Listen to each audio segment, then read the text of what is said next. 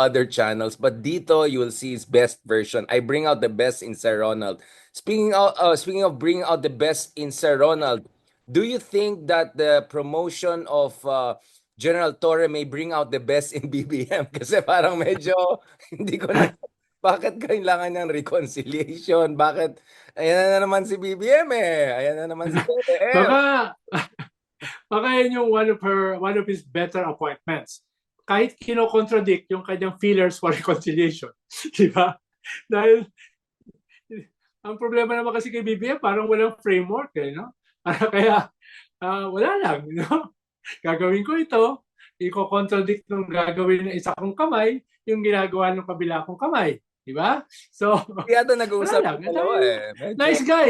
Nice guy, di ba? Hindi siya very calculating, katulad ng host, no? Na yung kanyang ginagawa, may logic, pupunta rito, di ba? Yung gano'n, no? Eh, yung presidente, walang gano'n eh. No? Nag-aral sa Oxford eh. No?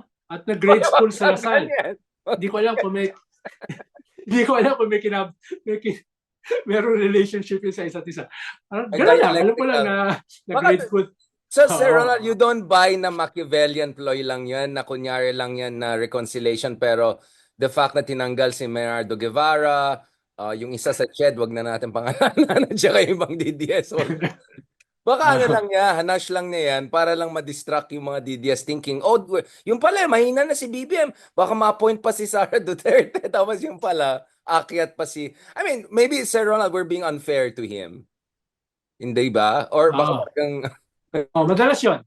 Madalas tayong unfair sa iba. No? Pero ako talaga, I wish na may ganon.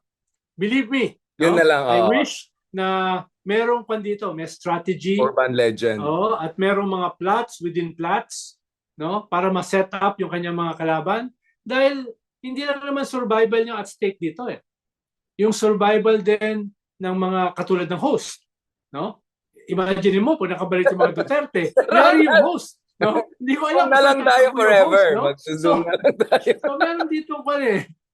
No? Mutual destruction eh.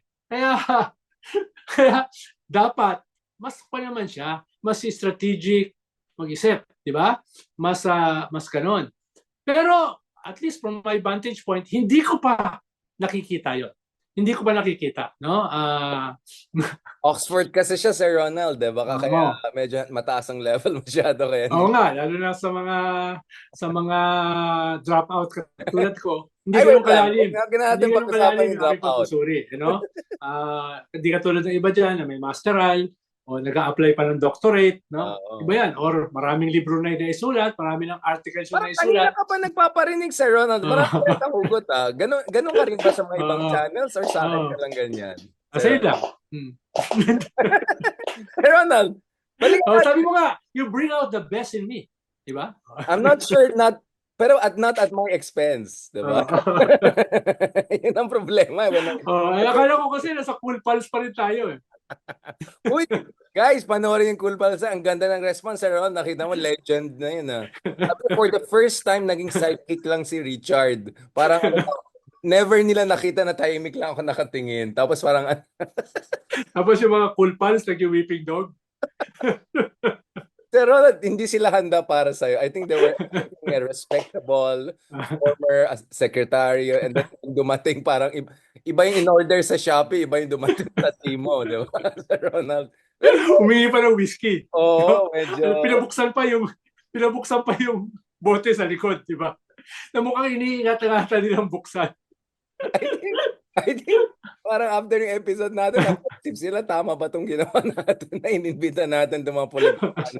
Oy, mahal yung whiskey na yun, binuksan nila. Natakot yata sila, Sir Ronald, sa'yo. Sabi mo, meron kang katana, meron kang 7, tapos yung anak mo doon, hindi mo pa yung adults. Parang nabulol. Medyo, nakita ko namumutla eh. Politically correct tayo, Sir Ronald. Politically correct tayo, Sir Ronald. Pero in fairness, nakita ko lang namumutla. They got slightly on you. They got your number, but you got their whole address. So talo pa rin sila. They got your number, you got their. Anyway, panoorin niyo po yung Cool Pals, no? Oo, anniversary yan. The best Yung yan, the best yan. 826 episode ba yun or something, no? Nag-number one yan, ha? Nag-number one yan. Episode Ah. sa buong podcast sa Pilipinas. So, talo Mm. natin, sir. Huwag po kayo ma-offend. Biruan lang yun, no? Heckling lang. Parang hindi, Sir Ron. Parang hindi biro. Huwag kayo ma-offend. Parang wala lang ito. Parang show lang ni Richard, no? Ayan naman tayo. Pero talagang yung iba na-shock sila. Si Richard pala kaya niya maging tahimik lang. Hindi ka naman naging tahimik doon. Sumusundot-sundot ka eh. Support Sumusundot-sundot team ako, support. ka. Sir Ron, Oo. Ako, support. maingat ka ako dahil nandun yung nanay mo eh. Yung nanay ko nandun sa likod, nakabantay. Huwag mo ipapak yung anak Maingat mo. nga ako eh. Oo. Tuloy yung anak mo yung lumitaw doon sa Oo, siya yung napuruhan ko tuloy. Tapos nung nagsalita ako yung binuli. Bakit? Host ka ba? Bakit ka nagtatanong? Wait lang. Sabi ko, binubuli na rin ako ha.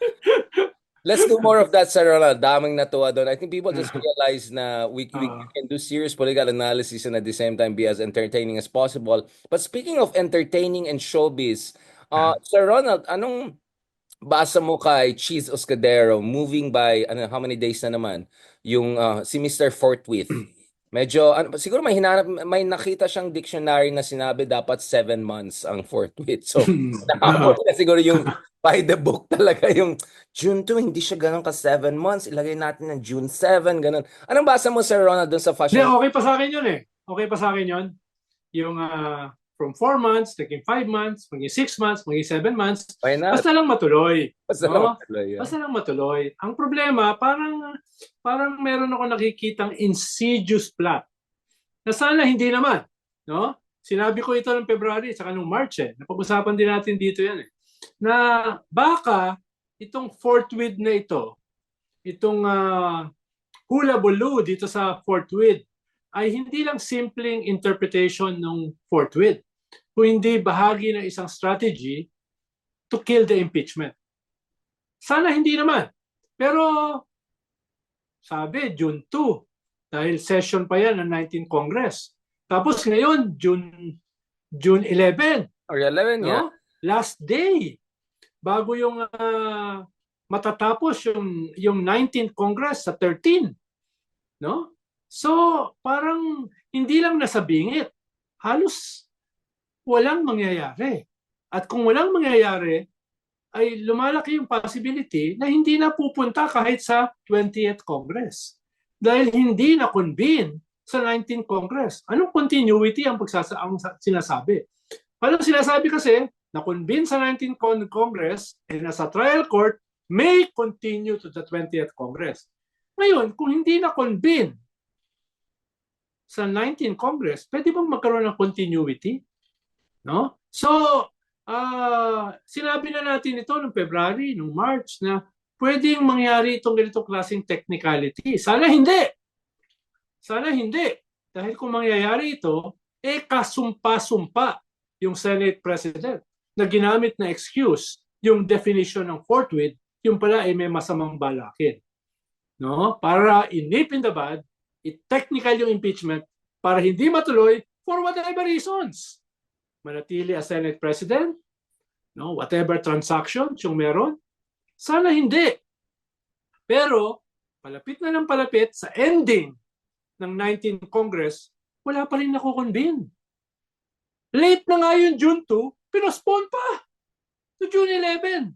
June 30 na yung tapos ng 19th Congress. So, baka may baka sir, may appointment siya sa yung sa Pwede. Pero baka tapos na ang Paris Fashion Week eh. Diba? may Milan fashion. Okay. So sir, sana naman hindi. Sana naman hindi. To be fair, kung hindi, sir, yung full force ng pagiging asshole ng mga R&R, no? Baka tumama sa kanya. Baka padala natin si Sentry. Baka makuna natin. Pero bago tayo persona non grata dyan sa Senate. Paano tayo ma-persona non grata sa Senate? Sabi naman ni Jinggoy, hindi naman totoo yung sinasabi ni Ma'am Leila, si incoming Representative Leila de Lima na na nagluluto sila para wala nang maluluto. What do you say about Jinggoy? And not to mention, Jinggoy also questioning qualifications of new PNP chief. Na actually meron siyang achievements sa buhay, hindi lang professionally, pero academically. What is Jinggoy is up to?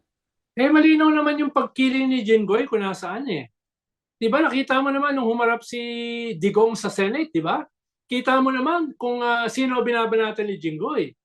No? Ang binabanatan niya, yung tumutugis kay Digong sa crimes against humanity. Di ba? So, hindi ako magugulat just sa positioning na yan ni Jinggoy. No? At yung iba pa niyang mga pronouncements, statements tungkol dito sa impeachment, sa arrest ni Digong, malinaw kung in the balance sheet, saan yung kanyang political support. No? Political support. No?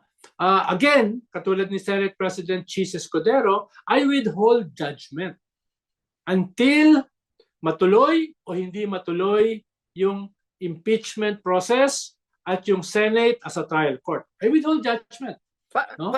Mag-apologize ako. Mag-apologize ako kung hindi mangyari yan. No? Sir Ronald, wait lang. Parang cheese or parang si Bam? Kasi di ba yun yung sinabi ni Bam nung campaign period, I withhold, kasi, wala Ano na. sinabi niya? Ano sinabi niya?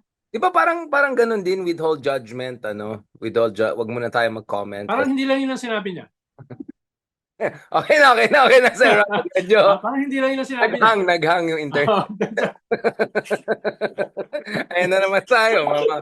Pero, fast forward, let's just forget we didn't say anything. Sir Ronald, what are we hoping from this impeachment? Kasi the numbers game is really favoring Sara, at least so far. But I completely agree with you. Marcos can work the numbers, right? Ako naman, I'm saying, even if they don't work the numbers enough to block 9 from basically saving, if the trial, as long as it's not Mickey Mouse trial, money trail, other important issues are brought up, the numbers game would be in public opinion. Baka she'll be damaged enough politically that could undermine her 2028 prospects. Next thing you know, baka Bongo will make the move for presidency. Parang, you're looking also at that numbers game Na she may... Dalawa kasi yan, Richard. Dalawang moment yan Yung unang moment, yung 19th Congress. Magko-convene ba sila as a trial court? As an impeachment trial court? Yun yung unang labanan. Yung lumang Senado ang nandyan. Wala pa dyan yung mga bagong elected. Ngayon, kung magko-convene, pwede mong i-argue ngayon yung continuity. Magpapatuloy sa 20th Congress, mawawala na yung iba, papasok na yung mga bago. No? Yun na yun. Ngayon, pag nasimula mo na yan, pwedeng may request na yung Senate. Kasama sa gusto naming malaman, yung bank account ng Vice President. Diba? That could be a game changer. Pero kailangan muna makonvene. Kailangan masimulan. Diba? Kung dun pa lang inip in the bud na. So dun hahatulan yung 19th Congress. Magko-convene ba sila? Para pwede mo i-argue na sa trial court, kahit wala na yung iba, pwede siyang mag-continue dun sa 20th Congress na may mga bagong senador. Ngayon, iba naman yun. Yung ebidensya na yan, yung pagbubukas na yan ng bank account, na isususpend na yung bank secrecy laws, no? At saka presentation na ng mga witnesses, etc., and then eventually botohan na. Yun naman yung bago. Yun yung sinasabi mo ngayon. No, yung marami ng pressures will come into play. Phase 1 pa lang tayo Phase Popular opinion, kanya-kanyang evidence, kanya-kanyang calculation ng 24 republics, no? 24 Senate republics. So, yun na yun, iba. Pero ngayon, yung unang labanan, magko-convene ba or hindi? To convene or not to convene? That is the question. Yan yung ginamit ko kay Karen Davila ng isang araw. Na tinatanong niya, anong tingin mo kay Kwan? Anong tingin mo kay Presidente Bongbong? Tingin ko Hamlet. To be or not to be. Parang siya mismo, nalilito siya. Yung pala, Oxford pa rin. Oo. Sir Ronald, Duke Ronald, very baka ikaw yung nagsalat ng yan. Delikado yung mga Duke yun yung mga nagseseduce ng mga mga dangerous liaison. Sir Ronald, Ronald Malkovich ang tawag ko. Ronald Malkovich. Pero, I mean, is there like a possibility that they could nip this in the bud? Of course. Yeah, I mean, We're okay. in the Philippines. Anything is possible here. So, That would be crazy, right? That would mean uh, na basically wala silang respeto sa Kongreso, wala silang respeto sa okay, konstitusyon. well, Oh. well, I mean, mataas yata ang standard mo, Sir Ronald.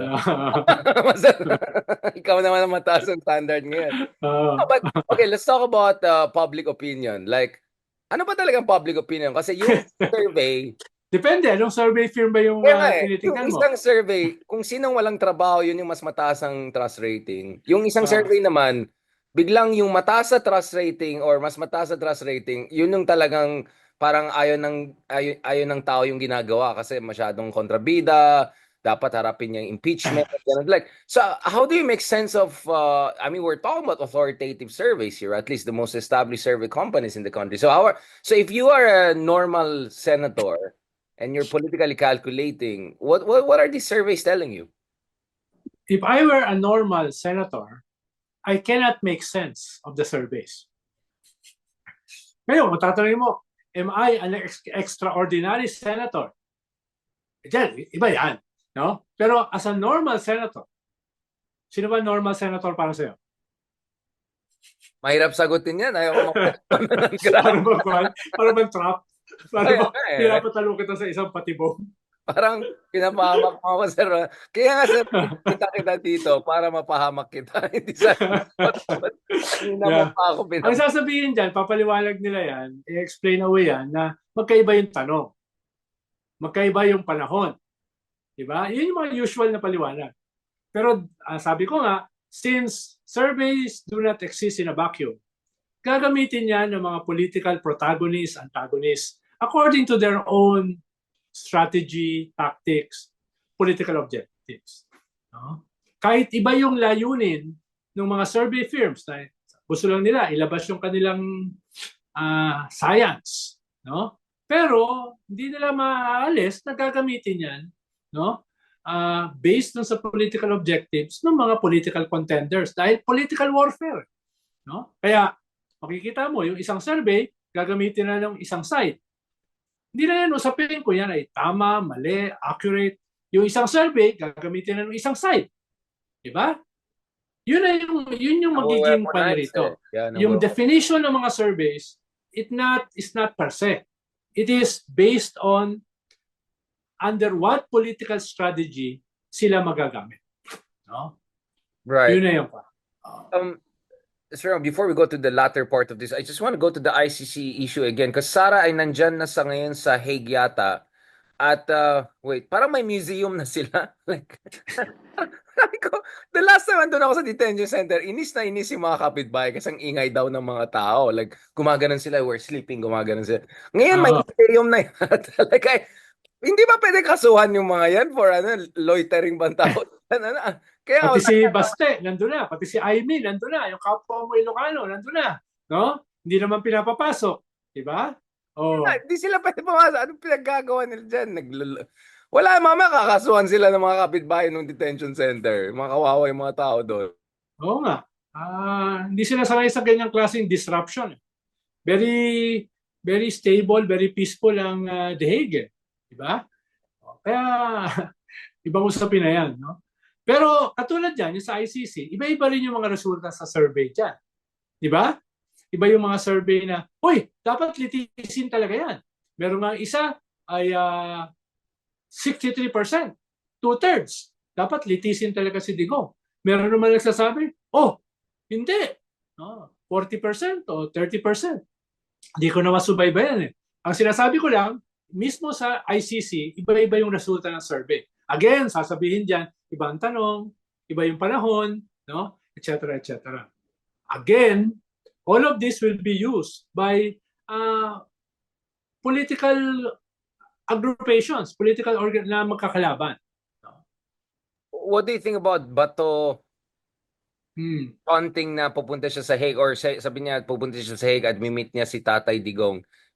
Bibilib ako. Kung bibilib ako. Sa Hague. Tutulak ko siya na gawin yan. Papalakpakan ko siya. Na, sige, no? Yan ang merong paninindigan. Yan ang may prinsipyo. Yan ang merong tibay na maasahan. Yan ang tunay na pagiging kaibigan. Kailan ba siya alis? Di ko alam, Gusto sir. mo, mag-fundraise pa ako ng pamasahe. Business class lang yata pwede Pwede pa tumulong. Kung wala pang budget yung Senate, tutulong ako mag-fundraise. Sir No? Ronald, sabi Mm. ni Attorney Conti kahapon, actually pwede siya tumulong sa ICC investigation. He can go there and volunteer information to help Tatay Digong's case. Kasi marami siyang information daw. Why not go there and actually Tama. help Kaufman? Help Tama. Kaufman. Malaking tulong yun. Malaking tulong yun. Actually, sir, gawa I na lang fully tayo. agree with Attorney Conti. I completely agree with Attorney Conti. Hindi ko sinasabi entrapment yan, ha? I'm just saying, this is a completely sensible. Ano yan? Entrapment? No. Entrapment? Well, mali, it's Mm. the coffee. Hindi. Siya nga mismo nagsabi, di ba? Love na love niya si Tatay Digong. Eh, di pumunta siya. Meron daw option na ganun na, hindi, to be serious, ang minention na case is yung president ng Kenya na who was implicated in mass atrocities. Actually, habang presidente siya, pumupunta siya sa ICC. Nagbibigay ng impormasyon, tapos bumabalik ulit sa Kenya. So, meron tayong precedence of ano ang tawag dyan? Critical collaboration, constructive engagement. So actually, Sir Ronald, I'm just saying, there's a legal precedence for Bato not only going there, hindi ko alam ginagawa ni Robin Hood, wala naman siyang saysay, pero at least si Bato, he could actually directly help Kaufman or at least the court. Yes. That's a good template, ha? That's a good template, Yeah, no? but this is I-guess mo siya serious, hindi rito. na I-guess mo joke, siya ha? rito. Kausapin natin. Hindi, mamaya tawag. Mamaya i-send ko yung yung dossier ni saan ko si Kenyatta yun or which president, but that was an interesting conversation with Attorney Conti kasi I jokingly said, baka mamaya huliin siya sa actually, better he'll go there, he'll volunteer na information, mag-collaborate siya kaysa hintayin niya pa na aresto or to provoke. So, Sir Ronald, baka hindi lang kailangan yung airplane, baka ba't yung accommodations niya for a week or two kasi No problem. Pwede natin pagtulungan yan. No? Talagang kanyan, no? Magandang template siya. No? Talagang malaking tulong niya. Malaking sa tulong kaso. Dahil alam niya literally where the skeletons are buried. Oh well, sir, I don't think he will volunteer that kind of information. I think i-volunteer niya yung parang sinabi niya, di ba, yung kay Karen, speaking of Karen, sabi niya, meron kami piyato sa Davao. Di talaga, meron kami, maniwala ka. Meron yan. Pati sa Palawan. Meron dyan mga piyatos. Single T. Single ba? Baka magkaganon siya sa... Paano yung Cheljok, no? Yung Marian Rivera, paano yan? Yun lang. Actually, hindi ako magugulat. Baka may Richard Hidarian pa ron. Meron din mga senador, di ba? Parang yung iba yung first name tapos bigla iba yung... Actually, inisip ko, di ba may museum na sila ng mga quotations si Digong? Isama na rin nila si Miggy Mango, si Piatos, yes. Mga beneficiaries ng kanilang kasi tulong sa bayan yan eh. That's in the national interest talagang ginawa. Tama. Pero mukhang na-excite ka talaga dun sa natin, yung project ba to? Let's support Bato's constructive engagement. Tama yun. Malaking tulong yun, no? Yeah, I mean, honestly, this is a serious suggestion. Para hindi na hintayin. Itataob niya yung mesa. Imbis na maghihintay ako na pupunta. Imagine mo yung drama na yun. Imagine mo yung telenovela na iaanak dun sa ganung act na yun. Diba? Outrageous talaga. Imbitahan mo siya rito para ma-suggest natin kung paano yung narrative, paano yung yung format, no? Etc. Yung Legion d'Honneur, yung parang Medal of Honor ng France. Dapat yan. Diba? Para siyang French Foreign Legion. Andyan si Macron sa Singapore. Para siyang French Foreign Legion nung minasaker ng mga Andyan lang si Macron sa Singapore. Baka pwede natin set up yung Legion d'Honneur. Kay Bato. Imagine mo si Bato. So hindi pala totoo yung picture na meron siyang parang Polizei sa likod niya tapos harap. Sabi ko parang German yata, hindi Dutch, but tas may bag siya. Lumang picture yata yun, no? Yung parang nasa Europe siya. May lumabas na may lumabas na parang meme yata yan, hindi yata totoo na nasa Hague na daw si Bato. Nandito pa rin siya, di ba, sa bansa, Sir Ronald? Oo, syempre. Pero tutulungan natin siya makaabot doon. Pwede kong trabahuhin yung kanyang visa. 2 weeks, Sir Ronald. Yung visa niya, sana multiple entry kasi pabalik-balik siya. Hindi, kaya ko yun. Kaya ko yun. Ambassador na tawag ko sa Sir Ronald, Oo, kaya ko yun. Okay. Malkovich, Ambassador Malkovich sa bagay. Yugoslavian Ambassador to the Philippines. Sir Ronald, let's go to the last part of this discussion. Ito na. Uy, hindi totoo yung sinabi ko na mali yung ICC Sabi ko lang mali yung walang follow through si BBM. Pero yung meme na sabi ko si pwede mag 2028 ay totoo yun yung si PNP chief Torre. I mean, why not? 'Di ba? Why not Torre VP material or at least in the conversation? If he keeps on going and doing the right thing, he might have us. I don't know. Why not? One of the better appointments, no? In a revamp na medyo, from my vantage point, medyo nalilito ako, no? At least hindi ako nalito doon sa appointment ni General Torre, no? Well deserved, at saka a good appointment, di ba?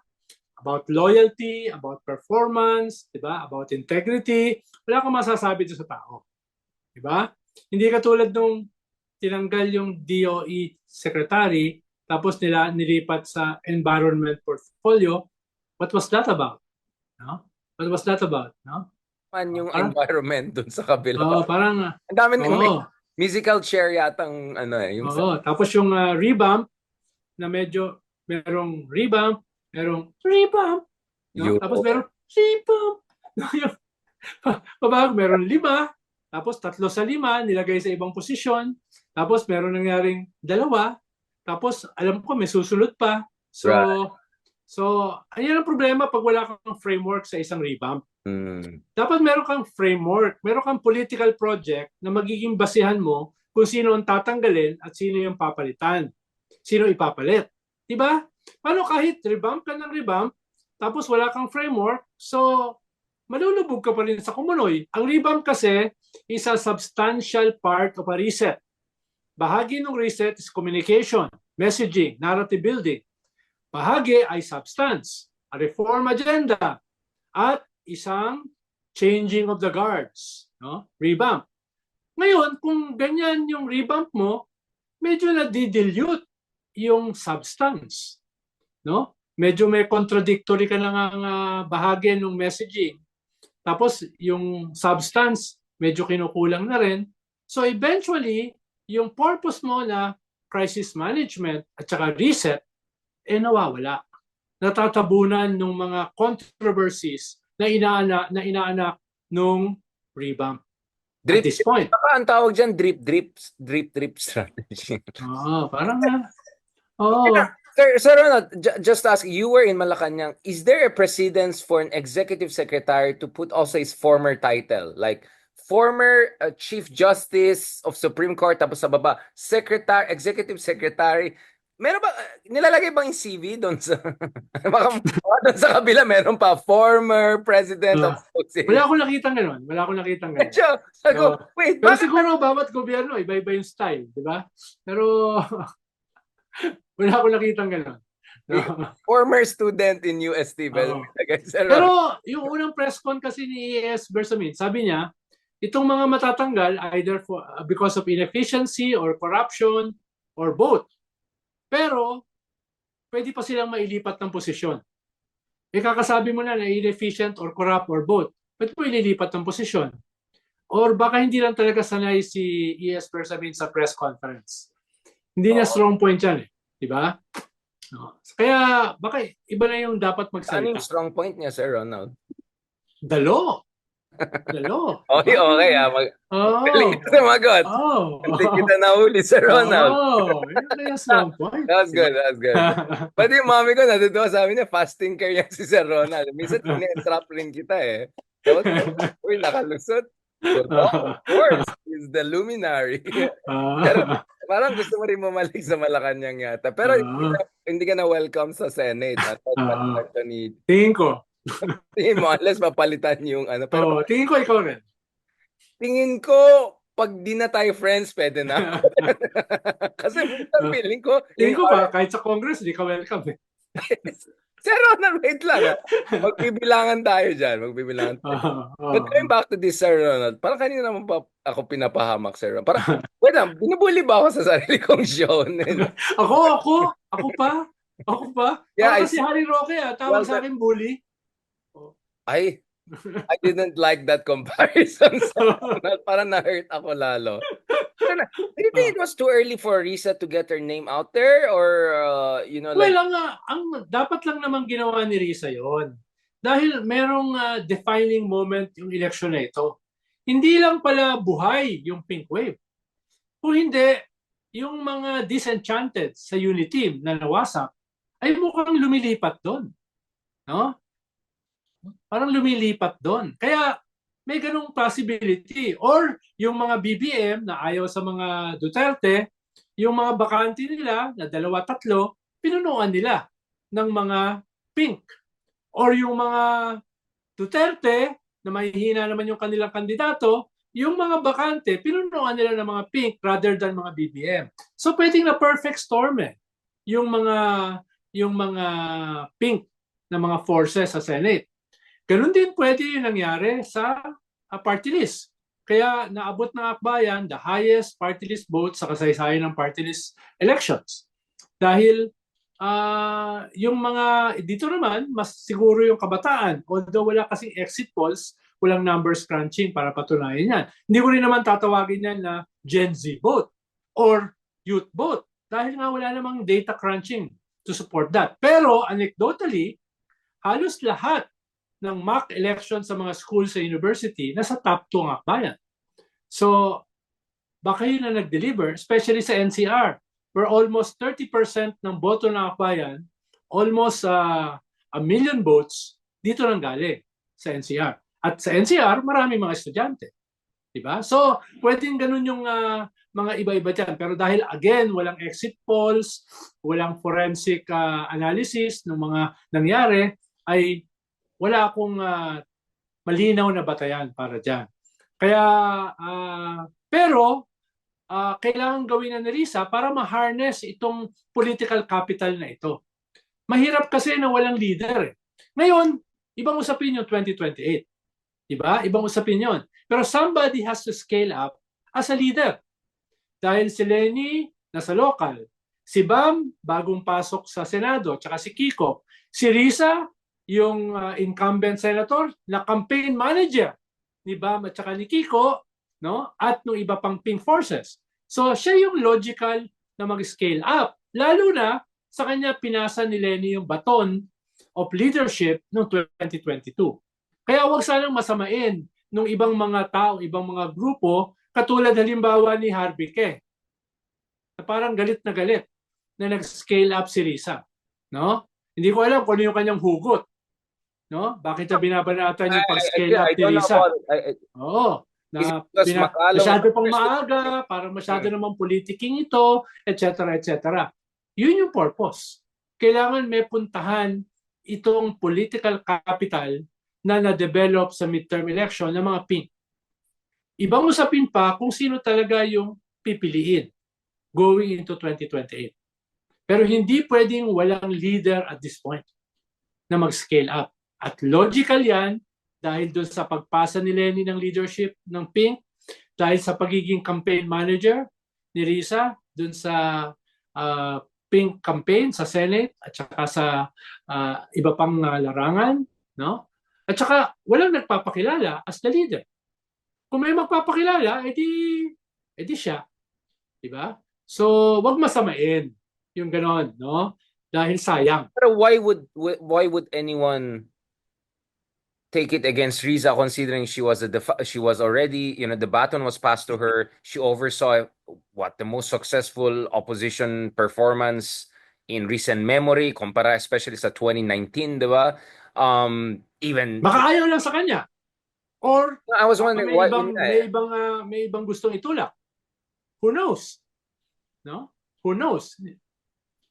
Ikaw na lang mag-second guess. How do we make sure this doesn't get out of control? Kasi some are saying baka yung iba mag-independent na lang if hindi silang pipiliin na ano. Well, it's a collective survival eh. They cannot afford to fragment. They cannot afford to separate from each other. The vote. Yeah, sila nga on their own kulang pa eh. Possibly baka ang kinakailangan dito a broader front against recidivist, reactionary, authoritarian elements, di ba? Which is basically the Duterte. Perhaps a united front against a China candidate. Di ba? Na hindi lang naman mga pink yan. There could be Pink, plus. Pero you have to start kung nasaan ka. You have to start kung ano yung value added. You have to start kung sino yung nakuha mo in the midterm. Hindi ka pwedeng maghintay na, uy, kung muna tayo, focus group discussion. Uy, workshop muna tayo. Uy, kung muna tayo, primaries muna tayo. Tsaka na yun. Mahalaga, may mag-scale up. Natitingnan ng mga tao as a leader. Yun nga eh. Just